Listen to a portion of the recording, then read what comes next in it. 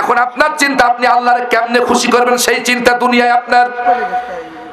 আল্লাহকে কিভাবে খুশি করা যায়, নবীজিকে কিভাবে খুশি করা যায়, আল্লাহর সন্তুষ্টি কেমন অর্জন করা যায় সেই চিন্তা আপনার এখন করা লাগবে, দুনিয়ায় করা লাগবে।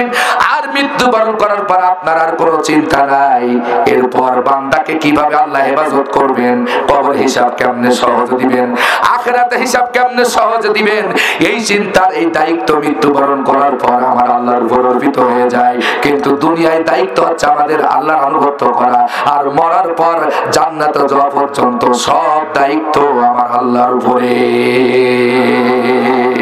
কোন চিন্তা নাই আপনার কবর আপনি হিসাব কেমনে দিবেন, ও দায়িত্ব আমার আল্লাহ নিয়েছেন, ও দায়িত্ব আমার আল্লাহ নিয়েছেন, ও চিন্তা আপনার করা লাগবে না ভাই। কিন্তু আপনার চিন্তা হচ্ছে এখন আল্লাহকে, আল্লাহর আইন কেমনে মানা যায়, আল্লাহর কিতাবকে জীবন দিয়ে কেমনে মানা যায়, আল্লাহর জন্য উৎসর্গ জীবন কেমনে করা যায়, আল্লাহর দয়া পেতে হলে, আল্লাহর রহমত পেতে হয়ে কিভাবে আল্লাহর খুশি করা যায়, সেই চিন্তা আপনার এখন করা লাগবে ভাই। আমার যুবক ভাইয়েরা, আমার বাবাজিরা খেয়াল করেন, এবার শোনেন আল্লাহ কাদেরকে সর্বশ্রেষ্ঠ প্রতিদান দান করবেন। আজকাল আলোচনা বলবো সাহিত্যে এক কুরবানি, কাদেরকে আল্লাহ তাআলা শ্রেষ্ঠ প্রতিদান দিবেন, শ্রেষ্ঠ জাযা আল্লাহ কাদেরকে দিবেন সে বিষয়ে আল্লাহ স্পষ্ট সূরা নিসার ৭৪ নম্বর আয়াতে কারিমার ভিতরে আল্লাহ বললেন, ফালিয়াকাতিল ফি সাবিলিল্লাহ ইল্লাযীনা ইয়াশরুনাল হায়াতাদ দুনিয়া বিল আখিরাহ, যারা আখিরাতের বিনিময়ে এই দুনিয়ার জীবনকে যারা আল্লাহর রাস্তায় বিক্রয় করে দিয়েছে। কিসের বিনিময়ে? আখিরাতের সুখের বিনিময়ে, আখিরাতের জিন্দেগির বিনিময়ে। ইয়াসরুনাল হায়াতাদ দুনিয়া বিল আখিরাহ, আখিরাতের সুখের বিনিময়ে দুনিয়ার এই মূল্যবান জীবনটা যারা আল্লাহর রাস্তায় দিয়ে দিয়েছে, নিজেকে নিহত করেছেন, কতল করেছেন আল্লাহর রাস্তায়, নিঃস্বার্থভাবে জীবনটা দিয়ে দিয়েছে। আমার মায়েরা বোনেরা খবরদার, বেপরদাইন ভাবে রাস্তায় নেও না, বেপরদাইন ভাবে কালীগঞ্জে যাও না, ঝিনাইদহ যাও না। আমার মায়েরা তোমাদেরকে মরা লাগবে, কবরে আপনাদেরকে তোমাদেরকে যেতে হবে। মা আমার যুবতী বোনেরা ফিরে আসো গো, আর নেটে তোমার ছবি দিও না। আমি যখন জয়পুরহাট থেকে আপনার আমার বাড়ির উদ্দেশ্যে সকালবেলা রওনা দেওয়ার জন্য রেল স্টেশনে আসলাম, আর একজন মেয়ে কি সুন্দর করে ক্যামেরা ধরতেছে, ট্রেন আসতেছে, আর নিজেকে কি সুন্দর করে ছবি উঠে ফেসবুকে পোস্ট করতেছে। আমি দেখে আশ্চর্য হয়ে গেলাম, আরে বোন তোমার এই সুন্দর চেহারা আল্লাহ কি জাহান্নামে যাওয়ার জন্য তৈরি করছে? এত সুন্দর চেহারা আল্লাহ তোমারে দিয়েছেন, নিজে হেজাব পালন না করে, পর্দা পালন না করে তুমি এই শত শত মানুষ দাঁড়িয়ে আছে রেল স্টেশনে, তুমি তাদের সামনে মাথায় তোমার কাপড় নাই, বুকে ওড়না নাই, আরে ডিজিটাল মার্কা কাফের মহিলা, নষ্ট ডিজিটাল মহিলা তুমি হয়ে গেছো বোন। তুমি ছবি পোস্ট করে দিচ্ছ নেটে, ফেসবুকে, আরে মরার পরও তোমার এই ছবি থাকবে, দুনিয়ার কত মানুষ দেখবে। আমার আম্মা জানেরা সাবধান করে দিচ্ছি, আমার যুবতী বোনেরা সাবধান করে দিচ্ছি আপনাদেরকে, খবরদার উল্টা পাল্টা করে ঘুজুমুজু করে ঈমান হারা হয়ে কবরে যান না। আল্লাহ রাব্বুল আলামিন তাদেরকেই প্রতিদান দিবেন যারা আখিরাতের বিনিময়ে, পরকালের বিনিময়ে এই দুনিয়ার মূল্যবান জীবন যারা আল্লাহর রাস্তায় বিক্রয় করে দিবে, নিঃস্বার্থভাবে আল্লাহর জন্য কুরবানি করে দিবে, ত্যাগ স্বীকার করবে। আল্লাহ বলেন ফায়ুকতাল আও ইয়াকুলিব, আমার রাস্তায় জীবনকে কুরবানি করতে গিয়া যারা শহীদ হলো, জয়ী হলো, এই অবস্থায় যারা মারা গেল, আল্লাহ তাআলা বললেন ফাসাউফা নুতিহি আজরান আযীমা। এইভাবে যারা জীবন দিয়েছেন, আমার রাস্তায় কুরবানি করেছেন, ত্যাগ স্বীকার করেছেন, আত্মত্যাগ স্বীকার করি, জীবন যারা আমার রাস্তায় বিক্রয় করে দিয়েছে, পরকালের বিনিময়ে, আখিরাতের বিনিময়ে, দুনিয়ার মূল্যবান সময় আমার রাস্তায় যারা দিয়ে দিয়েছেন, নাফসাহু তিগা মারদাতিল্লাহ, আমি আল্লাহর খুশির জন্য তাদের নফস, তাদের আত্মাকে বিক্রয় করে দিয়েছেন, আমি আল্লাহকে পাওয়ার জন্য তারা দুনিয়ার জীবনকে সম্পদকে আমার রাস্তায় যারা বিক্রয় করে দিয়েছে, কিয়ামতের ময়দানে দেরি হবে না, বিলম্ব হবে না।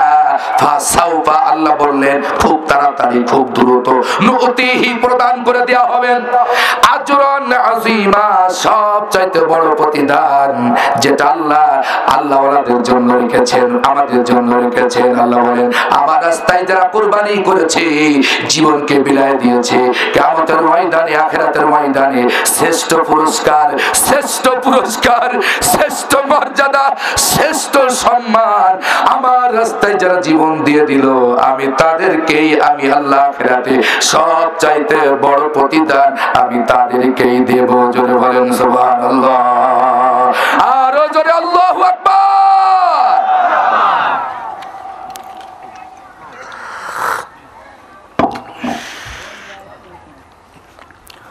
রাগ করছেন মনে হয়? জান্নাত পাবেন তো ইনশাআল্লাহ? হ্যাঁ পাবেন। কোন জায়গায়? বাড়িতে চিন্তা করেন, আলোচনার সাথে নিজের আমলটা মিলাই নিয়েন। আজকে ইসলামী আন্দোলন যারা করে, কেন তারা আজকে ফাঁসির দড়িতে ঝুললাম? কারণ এই আয়াতগুলো তাদের জানা আছে। আল্লাহর পেতে হলে, আল্লাহর দয়াবান হিসেবে পেতে হলে জীবনটা আল্লাহর রাস্তায় কুরবানি করে দেওয়া লাগবে। এই জন্য ফাঁসির রায় শোনার পরও তারা বিজয়ের চিহ্ন দেখিয়ে গেছে, মৃদু মৃদু হেসেছে, মুস্কি হাসতে হাসতে ফাঁসির দড়িতে মাথা মোবারক ঝুলাই দিয়েছে।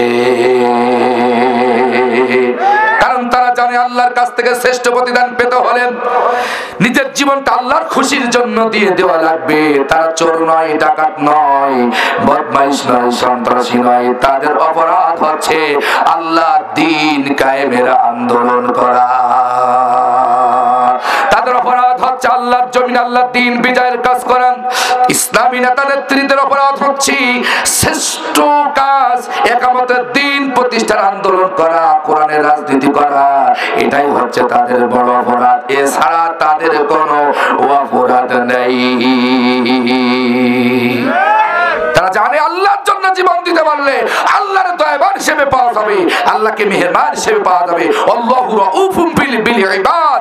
নবী আপনি জানিয়ে দেন আমার জন্য যারা জীবন দিয়েছে আমি তাদের জন্যই, এই বান্দাদের জন্যই মেহেরবান। প্রিয় ভাইরা আমার, কোরআন শোনেন, কোরআন কি বলছে। কোরআন বাদ দিয়ে সারাদিন তাসবিহ টিপে রহমত পাওয়ার আশায় তাহলিল করেন, আমার কোনো আপত্তি নেই। সুবহানাল্লাহ, আলহামদুলিল্লাহ, লা ইলাহা ইল্লাল্লাহ, আল্লাহু আকবার বলবেন, এটা শ্রেষ্ঠ শ্রেষ্ঠ বাক্য বলবেন। কিন্তু ইকামতের দিন প্রতিষ্ঠা বাদ দিয়ে নয়। কোরআনের সমাজ কায়েম করার বিরোধিতা করে তাসবিহ টিপে কোনো লাভ হবে না। কথা বলেন ঠিক কিনা? ইকামতের দিন প্রতিষ্ঠার বিরোধিতা করে তাসবিহ টিপে কোনো লাভ হবে না। মোল্লা আব্দুল্লাহ ইবনে উবাইয়ের সাথে তোমার আমার হাসর হবে। তার অপরাধ ছিল সে ইকামতের দিন প্রতিষ্ঠার বিরোধিতা করেছিলেন, নবীজির আদর্শের বিরোধিতা করেছিলেন। তিনি নবীজির পিছনে সালাত আদায় করার পরেও সে জান্নাতি হতে পারে নাই। তার একটাই অপরাধ ছিল, আল্লাহর কোরআনের আইনের বিরোধিতা করেছিলেন। কোরআন দিয়ে সমাজ পরিচালিত হোক, কোরআন দিয়ে জাতি পরিচালিত হোক, কোরআন দিয়ে রাষ্ট্র পরিচালিত হোক, এটা সে মনে প্রাণে মেনে নেয় নাই। যার কারণে তার আমল সব ধ্বংস হয়ে গেছে। ও মিয়া, বেহেশতে যাবা আল্লাহর কোরআনের দল করে মারো। আমি স্পষ্ট কথা বলছি, ক্লিয়ার কথা বলছি। প্রিয় ভাইরা আমার, এবার আসলে আল্লাহর ভালোবাসা পেতে চান? চান কিনা? চান কিনা? আল্লাহ তো সেটাও বলে দিয়েছেন আমি কাদেরকে ভালোবাসি, আমি কাদেরকে মহব্বত করি। আল্লাহ সেটাও ক্লিয়ার বলে দিয়েছেন, ইন্নাল্লাহা ইউহিব্বুল্লাযীনা ইউকাতিলুনা ফি সাবিলিহি সাফফা কাআন্নাহুম বুনিয়ানুম মারসুস।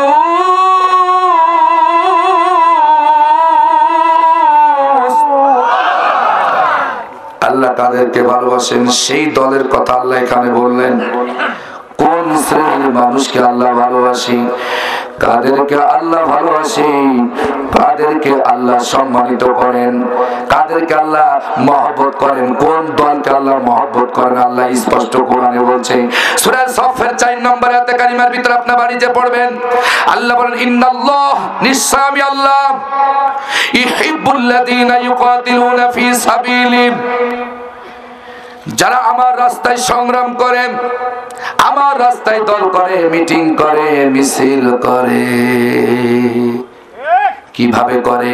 সফান কান্নাহুম বুনিয়ানুম মারসুস, সীসা গলা প্রাচীরের ন্যায় সংঘবদ্ধ হবে, সারিবদ্ধ হয়ে দাঁড়িয়ে সীসা গলা প্রাচীরের মতন শক্তভাবে মজবুত ভাবে বীরের মতন দাঁড়িয়ে যারা সমস্ত বালা মুসিবত বিপদ আপদকে মোকাবেলা করে সীসা গলার প্রাচীরের ন্যায় সংঘবদ্ধ ভাবে মজবুত ভাবে শক্তভাবে দাঁড়িয়ে যারা সারিবদ্ধ ভাবে আমার রাস্তায় যারা সংগ্রাম করে, আমার দল যারা করে, আমি আল্লাহ এদেরকেই ভালোবাসি।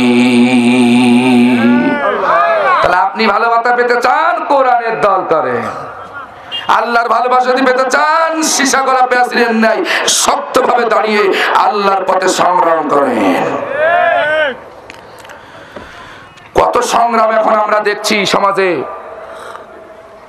ক্ষমতা পাওয়ার জন্য, কথা বলেন ঠিক কিনা?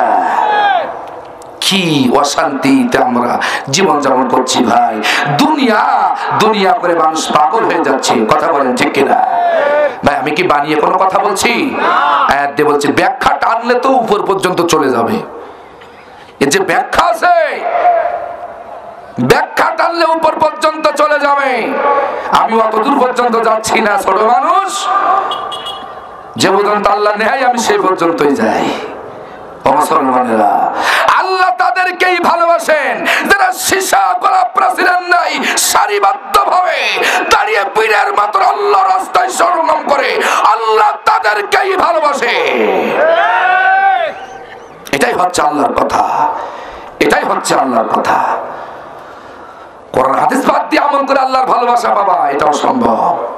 আল্লাহকে যদি পাইতে চাও, আল্লাহর ভালোবাসা যদি পেতে চাও, কোরআনের রাজনীতি করে মারো। রাজনীতি যদি করতে হয়, কোরআনের রাজনীতি করা লাগবে। দল যদি করতে হয়, কোরআনের দল করা লাগবে। প্রিয় ভাইয়েরা আমার, ত্যাগ কুরবানি স্বীকার করা লাগবে। সূরা নামের 162 নম্বর আয়াতে কারিমার ভিতরে আল্লাহ রাব্বুল আলামিন বলেন, ইন্না সালাতি ওয়া নুসুকি ওয়া মাহইয়ায়া ওয়া মামাতি লিল্লাহি রাব্বিল আলামিন। আওয়াজ দিয়ে বলেন আল্লাহু আকবার। আল্লাহ পাক বলেন, কয়টা কথা বলবো, সময় চলে যাচ্ছে, লাল বাতি জ্বলে গেছে। আল্লাহ রাব্বুল আলামিন বললেন সূরা আনআমের 162 নম্বর আয়াত, সূরা আনআম 162 নম্বর আয়াতে কারিমার ভিতরে আল্লাহ রাব্বুল আলামিন বলেন, নিশ্চয় আমার সালাত, আমার নামাজ, নবীজি আপনি বলুন, আমার নামাজ, আমার সালাত, আমার কুরবানি, আমার জীবন, আমার মরণ, আমার হায়াত, যত কাজ হবে লিল্লাহি রাব্বিল আলামিন, সব কাজ হবে আল্লাহর জন্য, কথা বলেন ঠিক কিনা? ওয়া মাহইয়ায়া, জীবনের হায়াত। তাহলে হায়াত মানে কি হলো, এখানে কি ব্যাখ্যা আসছেন? আমরা হায়াতের জিন্দেগি যত কাজ হবে সব আল্লাহর জন্য হবে। মানুষ রাজনীতি করে মরার পর না, হায়াত পেয়ে পড়ে।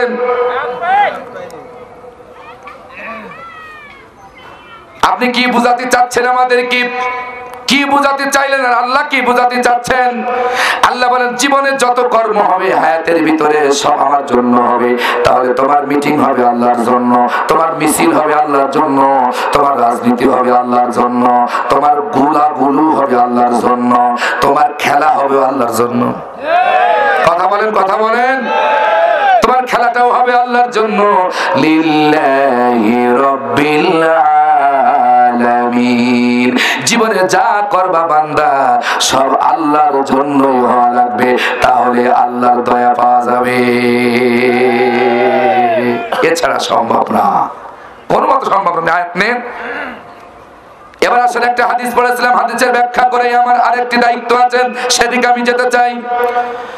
হযরত আবু হুরায়রা রাদিয়াল্লাহু তাআলা আনহু বলেন, প্রখ্যাত সাহাবী, প্রখ্যাত বর্ণনাকারী, রাবিকুলের শিরোমণি, যার হাদিস বুখারী মুসলিম শরীফের ভিতরে সর্বাধিক প্রসিদ্ধ লাভ করেছেন, যিনি বুখারী মুসলিম শরীফে যার হাদিস বেশি বর্ণনা করা হয়েছে সহিহ হিসেবে, তিনি আর কেউ নন, আবু হুরায়রা রাদিয়াল্লাহু তাআলা আনহু। এই আবু হুরায়রা রাদিয়াল্লাহু তাআলা আনহু বলেন, নবী করিম সাল্লাল্লাহু আলাইহি ওয়াসাল্লাম বলেছেন, তিনি সরাসরি রাসূল সাল্লাল্লাহু আলাইহি ওয়াসাল্লাম থেকে শুনেছেন, নবীজি বলেন, আদ-দুনিয়া সিজনুল মুমিন ওয়া জান্নাতুল কাফির। এই দুনিয়াটা, এই জগৎটা, এই পৃথিবীটা মুমিনদের জন্য কারাগার, এই দুনিয়াটা ঈমানদারদের জন্য জেলখানা, কারাগার। ওয়া জান্নাতুল কাফির, আর এই পৃথিবীটা, দুনিয়াটা কাফেরদের জন্য জান্নাত।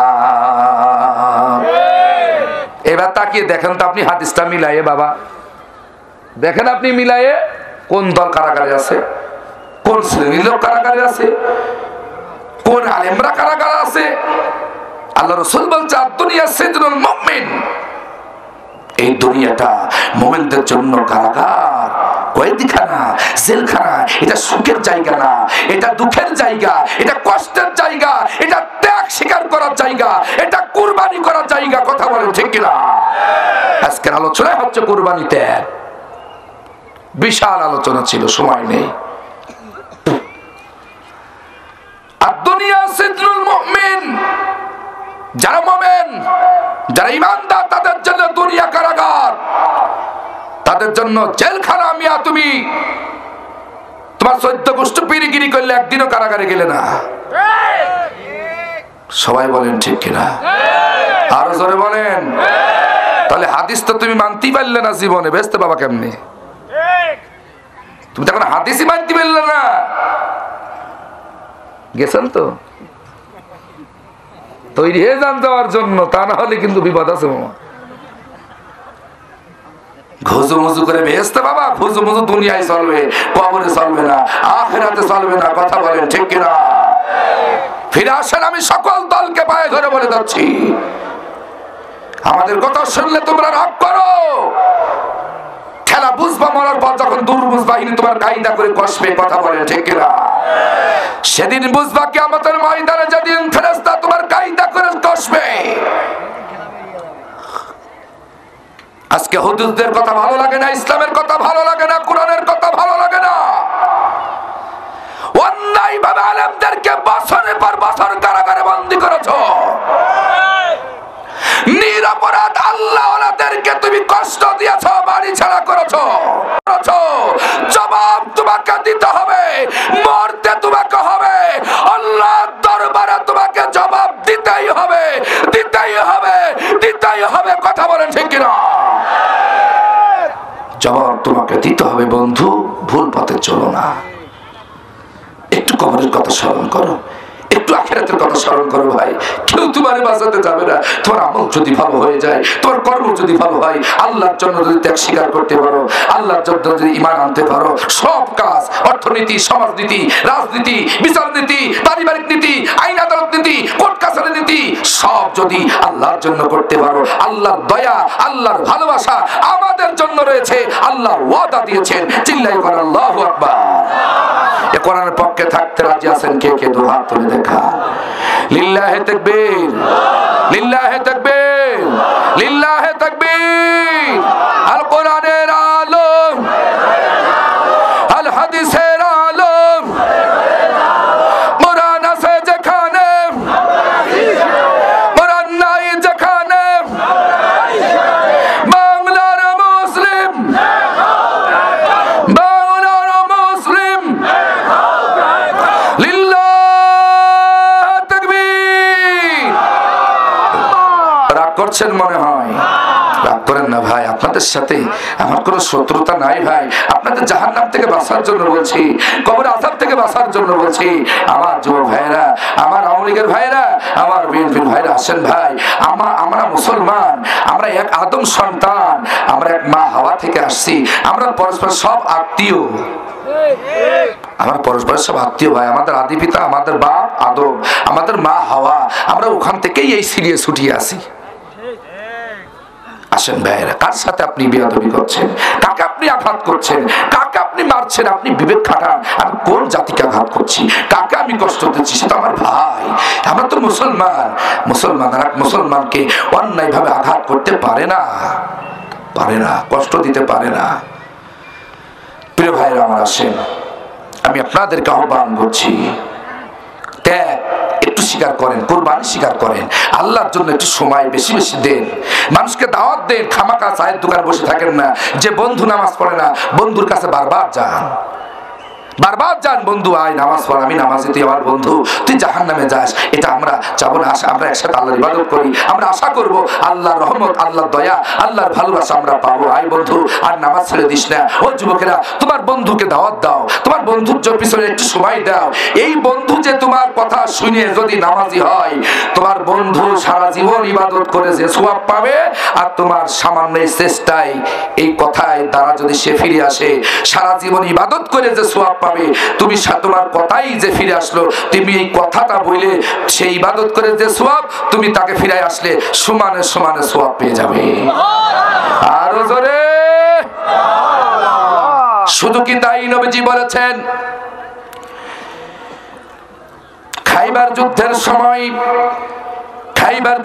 সময় নবীজি তার প্রিয় জামাই আলী রাদিয়াল্লাহু তাআলা আনহুকে বললেন, আলী রে, তোমার কথা দ্বারা, আল্লাহর কসম করে আমি বলছি, তোমার বাক্য দ্বারা, তোমার কথা দ্বারা যদি একটা লোক হেদায়েত হয়, তোমার ওয়াজ দ্বারা, তোমার নসিহত দ্বারা যদি একটা লোক নামাজি হয়, ভালো হতে ফিরে আসে, হেদায়েত পায়, এই কথাটা আল্লাহর কাছে এত দামি, এত মূল্যবান।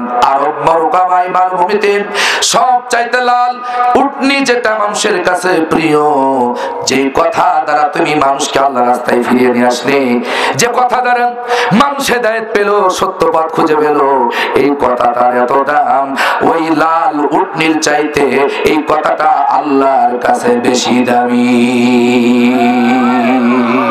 আমরা আজকে এই সব কথাগুলো বলতে চাই না।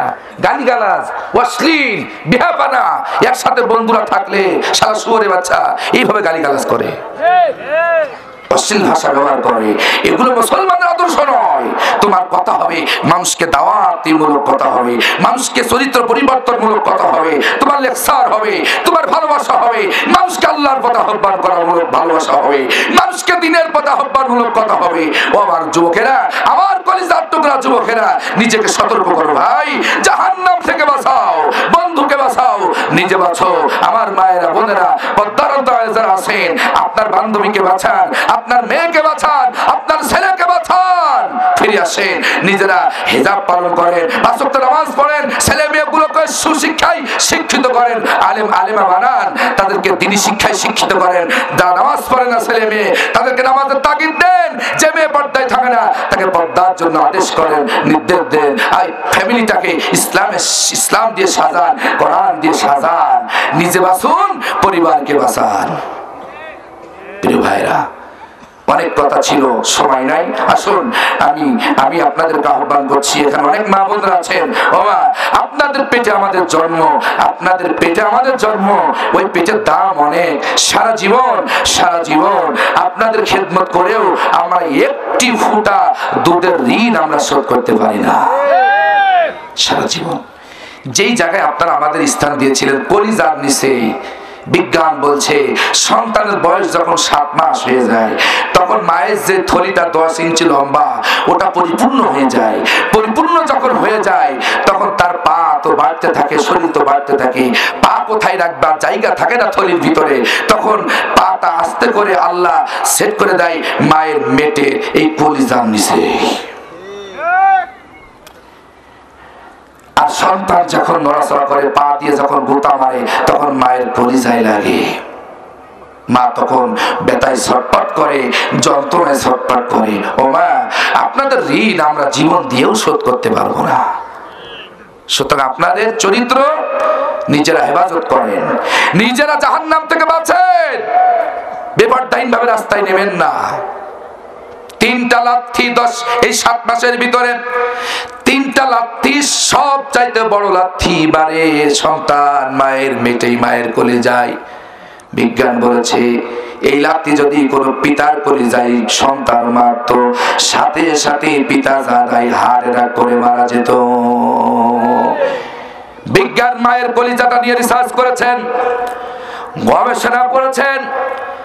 মায়ের এই কলিজাটা আল্লাহ এত সুন্দর করে সেট করেছেন, কারণ আল্লাহ জানে সন্তানের পায়ের লাথি কলিজায় খাবে।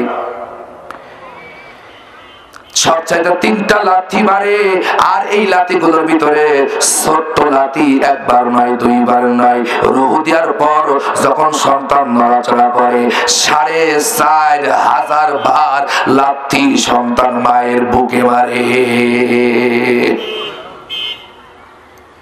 সেই লাথি সহ্য করেছেন, সেই সন্তান জাহান্নামে যাবে, আপনি কেমনে সহ্য করবেন? সেই মেয়ে জাহান্নামে যাবে, আপনি কেমনে সহ্য করবেন রে মা? আপনার তো দায়িত্ব আছে, আপনি কত কষ্ট পেটে নিয়ে সহ্য করেছেন।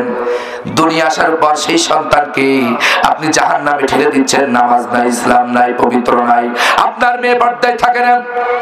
এটা বড় দুঃখের ব্যাপার, এটা বড় কষ্টের ব্যাপার। ও মা, আমার যুবতী বোনেরা, জানি না আগামী দিন আবার দেখা হবে না, হবে কি জানি না। হাতে ধরে বলে গেলাম, পায়ে ধরে বলে গেলাম, এমন লাথি আপনাদের পেটে আমরা মেরেছি, কলিজায় মেরেছি।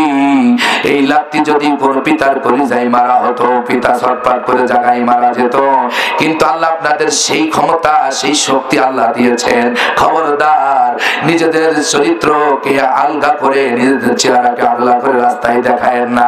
সে আল্লাহর শুকর আদায় করুন, সে আল্লাহর সেজদা দেন যে মায়ের আপনার পেটের ভিতরে যে সন্তান এত সুন্দর করে আপনাদের সেট করে দিয়েছেন। আর এই পৃথিবীতে যখন আসার সময় হয়ে যায়, কি চমৎকার করে তিফলুন বাচ্চাটা আস্তে করে আল্লাহ পেট থেকে বের করে দেয়। সেই মাকে কষ্ট দিবেন? সেই মাকে আঘাত দিবেন? খবরদার, মাকে কষ্ট দেওয়া যাবে না। ও মা, নামাজ পড়েন, পর্দায় থাকেন, 5 ওয়াক্ত নামাজ পড়েন। পার্কে পার্কে ঘুরিয়েন না, শিক্ষা সবরে যে নিজের চরিত্রকে নষ্ট করো না। মেয়েদেরকে শিক্ষা সবরের নামে জাহান্নামে ঠেলে দিও না। আসে না নাই? শিক্ষা সবরে যায়, সাজুগুজু করে, বন্ধুর হাত ধরে পার্কে পার্কে ঘুরে, এদিক বাবা আমার মসজিদে জিকির টানতেছে, মেয়ে চলে গেল বেপরদাহীন ভাবে। শিক্ষা সবরে কথা বলেন, ঠিক কিনা? এগুলো থেকে সতর্ক করেন। অনেক কথা ছিল ভাই, বলতে পারছি না, সময় কম। আসুন আমি আপনাদের সামনে একটা আবেদন করতে চাই, এ কোরআন নাজিল করেছেন কে? আরো জোরে। এ কোরআন জারি রাখতে হলে কিছু অর্থের দরকার আছে না? এই যে আজকে আপনারা কোরআন শুনছেন, আমার এই বড় বড় এলাকাবাসী, এরা আমাকে অত্যন্ত মহব্বত করেন। প্রায় 80 এলাকাতে ফেলো ভাইরা আমার, এরা এই মঞ্চে কয়েকবার আসলাম, আবার এসেছি। তেরা আমাকে একটু দায়িত্ব দিয়েছেন, এই যে বিশাল আয়োজন করেছেন, আপনারা একটু সহযোগিতা, একটু সমর্থন, আপনারা কেউ মাহরুম হবেন না। আল্লাহর রাস্তায় দান করা, নামাজ পড়া যেমন ফরজ, হজ করা যেমন ফরজ, আল্লাহর রাস্তায় দান করাটাও তেমনই ফরজ। অগণিত আয়াত আছে কোরআন কারীমের ভিতরে। আর নবীজির হাদিস শোনেন, নবীজি বলছেন, তোমরা সেই পর্যন্ত দান করবে, তোমার মৃত্যু কণ্ঠনালীতে আসা পর্যন্ত তোমরা দান করতেই থাকবে। সুবহানাল্লাহ বলবেন না? বলবেন না? তোমাদের মৃত্যু, মামা, মৃত্যু কণ্ঠনালীতে আসা পর্যন্ত দান করতেই থাকবে। মৃত্যু শয্যায় শুয়ে আছেন, বলবেন আমার ওই সম্পদ অমুক গরিবকে দিয়ে দাও, আমার এই টাকা অমুক গরিবকে দিয়ে দাও। এইভাবে মৃত্যু জান কবজা পর্যন্ত দান করা থেকে বিরত থাকবে না। আর আজকে আমরা টাকা পয়সা চাইলে মানুষ দিতে চাই না, কৃপণতা করে। কিন্তু একটা টাকাকে আপনি কবরে দিয়ে যাবেন, এটা যখন নিশ্চিত, তাহলে কৃপণতা কেন করেন ভাই? নিজে বেঁচে থেকে। আরেকটি কথা আমি নতুন করে বলি, যারা মরার পর খানা করেন, গরু জবাই করে খানা করে না? আচ্ছা, এই যে খানা হয়, এটা কি 1 পয়সা লাভ আছে? বেশি দরকার নেই, 1টা পয়সা লাভ আছে। আপনি উঠে আমাদের দেখান দিন, দাঁড়িয়ে বলেন তো হ্যাঁ লাভ আছে। বলেন দেখি কার ক্ষমতা আছে, বলেন যে 1 পয়সা লাভ আছে এই খানার ভিতরে। 1.5 লাখ টাকা গরু জবাই করে, 2 লাখ টাকা খরচ করে, 2.5 লাখ টাকা খরচ করে, 1 পয়সাও লাভ হবে না। আমি গ্যারান্টি দিয়ে বলছি, আমি দেখিয়ে দিচ্ছি চোখে আঙুল দিয়ে। বলবো? খানা যখন করেন, সব তো গরিবদের দাওয়াত দেন না, এটা 1 নম্বর পয়েন্ট। খানা খাওয়ানো ইসলামের নিয়ম হচ্ছে এতিম, মিসকিন, অসহায়, দরিদ্রদেরকে খাওয়া। কিন্তু দরিদ্রের খোঁজ নাই। ভিআইপি দাড়ি চাচা গোপালা দাঁড়াইয়া পেশাব করে বেনামাজিদের ভিআইপি গেস্ট হিসেবে খাওয়ায়, এটা হারাম। তাহলে গেল সওয়াব নাকি? সব গেল। 2 নম্বর বিষয় হচ্ছে মহিলারা তো কেউ খানা খাতে যায় না, যায় না? মাথা থাকান কেন? পুরুষের চাইতে বেশি আর ওরা যায়। মরা বাড়ি দেখবেন, খানা বাড়ি দেখবেন, পুরুষের চাইতে বেশি কারা যায় না? হলে আপনি মিলাই দেখেন একটু। আচ্ছা, এই মহিলারা তো সব তো রাবিয়া বুসরি নাকি? রাবিয়া বুসরি না? একেবারে পর্দা করে হাত মোজা ঘুরিয়ে সুন্দর করে খানা খাতে যায় নাকি? যায় না, বেপরদাইন ভাবে যায়। অধিকাংশ মহিলা বেপরদাইন ভাবে খানা খাতে যায়। তাহলে আপনার খানা তো ফরজ নাকি? ফরজ না খানা করা? খানা করা কি ফরজ না পর্দা করা ফরজ? তাই নফল পালন করতে গিয়া, শোনেন মামা, নফল পালন করতে গিয়া আপনি আর বেপরদাইন ভাবে বাপরে বেহেশতে পাঠানোর জন্য ভুড়িওয়ালা ভুড়ি দেখিয়ে বেড়াচ্ছে, মাথায় কাপড় নাই, পেটালা মহিলাকে খাওয়াচ্ছেন, আপনি বাপের সিরাত দরবার। ও সওয়াব তো দূরের কথা, বাপ হাবুডুবি খাবে জাহান্নামে। ঠিক? আরে সুদ ঘুষও পরের কথা।